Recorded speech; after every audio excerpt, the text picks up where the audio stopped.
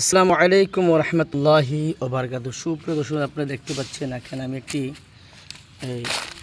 কলম করা কালো বেগুন রোপণ করছি। দেখেন, এটা কলম করছি আমি। দেখেন, এটা আলহামদুলিল্লাহ ধীরে ধীরে বড় হয়েছে। এখন এই যে বেগুনের করা চলে আসছে, এই যে দেখেন ফুল করা চলে আসছে চতুর্দিকেই। আলহামদুলিল্লাহ অনেক সুন্দর।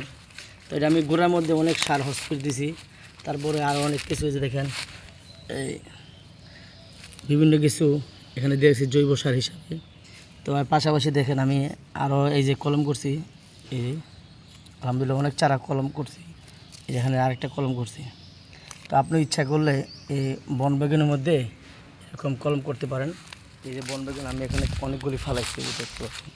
এই দেখেন এগুলোর মধ্যে আমি এই কলম করছি। এই দেখেন এনে একটা কলম করছি ছোট্ট, পরে এই যে এখানে আরেকটা কলম করছি। এই যে আপনি ইচ্ছা করলে এরকম কলম করে আপনি বেগুন গাছ তৈরি করতে পারেন।